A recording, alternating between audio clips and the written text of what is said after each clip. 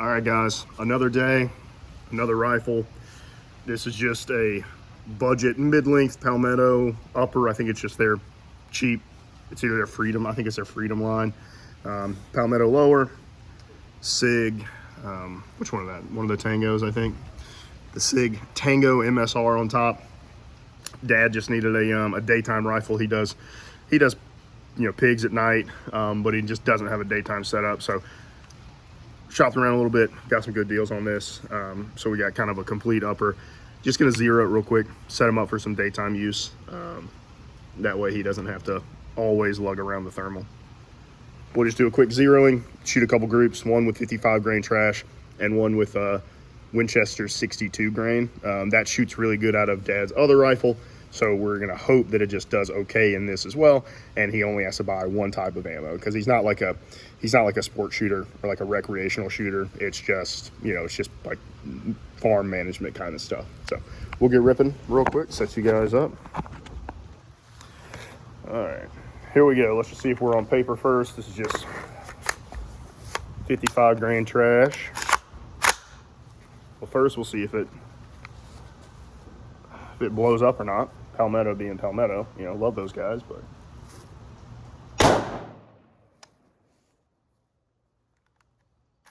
seemed to work. Function, cycled, picked up another round. Seems good.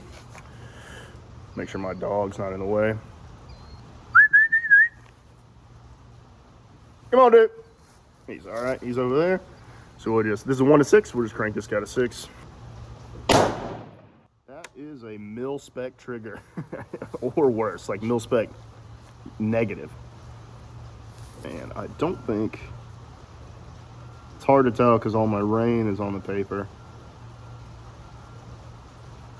But I've got no idea where I was. So we're at one more real quick. A little bit of a flinch on my part, but we'll just see where we're at. So we're at about 55 yards here. Got my fanny pack full of bullets. Boink. All right, so I got it kind of close. Now I'm gonna try to figure out what ammo this thing likes. I'd like to just shoot the 62 grain Winchester if it likes it. I'm gonna try some green tips as well, just because they're, in my opinion, a little bit better for pest control than this 55 grain trash. But we'll shoot 2 more groups just real quick. You guys don't want to watch me just shoot groups, so I'll show you when we're done. All right, so here we go. We've got 55 grain trash. This is at 55 yards, so 55 grain here. Green tip, super open. And who knows, like this could have been me.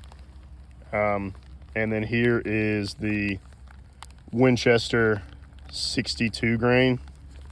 Again, 55 yards. So let me double it for a non-free floated upper. Double that. So I'm okay with this. We'll back it up to, I'll refine my zero, and then we'll back it up to 100 and just confirm that we're still getting decent hits. All right, we're back. Got the zero, I think somewhat close. So we got it backed up now. We are at 102 yards. 102 yards. I'm really good at walking off paces. I mean, pacing off 100 yards and being at 102, pretty good. Pretty good. I'm gonna say I did pretty good there. So we've got, I'm gonna throw one. We've got 155 grain in here, and sometimes what I find on these like cheaper scopes is when you make an adjustment, it feels like sometimes those like adjustment dials can be like in between hashes, and it takes like a little bit of recoil to like set it in one of the grooves. Usually I set my zero and I bump the scope just a little bit to see if I can't seat it, because most of the stuff I run is kind of cheap stuff. But a lot of times you'll find that you'll make your adjustment, you'll fire one, and it'll be kind of off. And maybe it's a flyer, maybe it's you, maybe you suck, maybe I suck. But what I prefer to do is make my adjustments and then just fire around, just pull one, who cares, and then shoot your group. So we're back at 102 yards now. Now this kind of, the reticle on this Sig is kind of falling apart now, but that is okay. So we'll take our flyer. Cool. All right. So we'll go left side, top right dot, or excuse me, top right, bottom left dot, blah blah blah. Doesn't matter, you know. I know what I'm pointing at.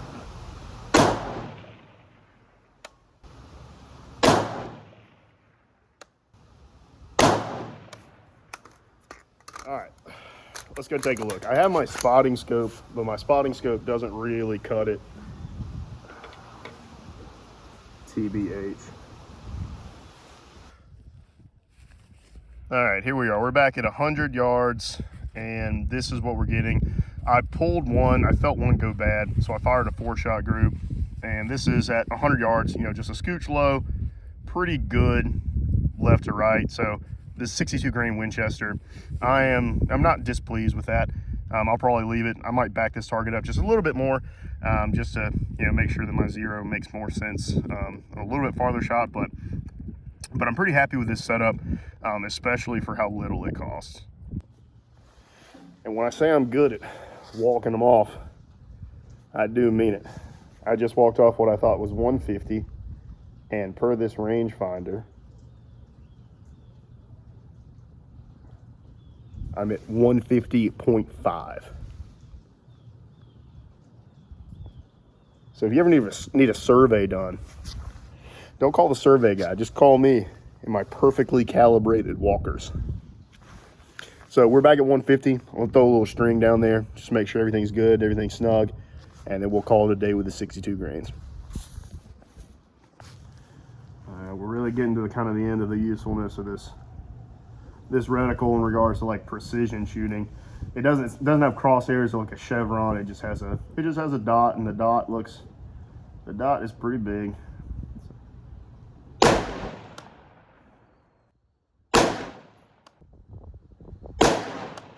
do one more. All right.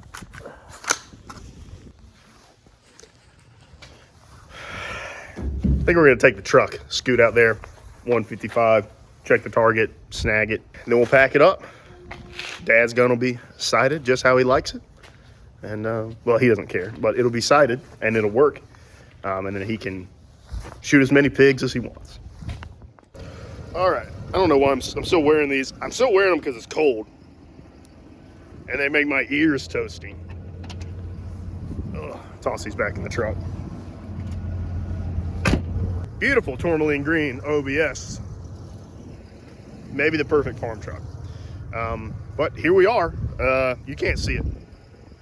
Go this way. So here's my 100 yards. I pulled one, kind of. But four shots, not bad. I also called a pull there as well. That's this guy. That's my flyer. I know it's not fair. Sometimes it is, sometimes it's not. In my opinion, when you're trying to get your zero and you know, then like, call your flyers. It's not worth chasing that around paper just so you can say I had a perfect 3-shot group. But here we are. Point of aim, point of impact. That's, you know, 1.5 inches, 2 inches at 150. So it's definitely, I don't know what it's doing. I guess it's coming back down. I guess my zero may be a little shallow, but out here, 150 yards, 200 yards, it's about the best shot you're gonna make. And that, like I said, that Sig, it's got a dot on it instead of a chevron. Excuses, 100 excuses. But I'm pretty satisfied with that. It is cold out here, so I'm gonna go drink a bourbon by the fire. But yeah, I'm, you know, super happy with that setup.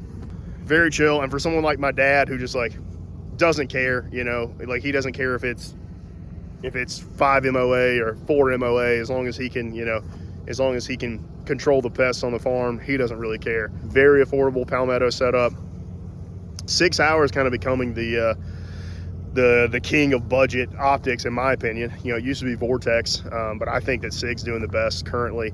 And that's hard for me to say because I am a hater when it comes to Sig. There you go. Sorry, it's not very exciting, but that shows you what you can do with, you know, a little bit of time, a little bit of testing, a little bit of tuning, and you can get a perfectly capable, you know, whatever, coyote rifle, pig rifle, even a deer rifle. If you're down here in the southeast where you got kind of small deer, you can do it on the cheap. I mean, Palmetto gets hate. Palmetto's not always perfect, and that's for sure. But today Palmetto did pretty good.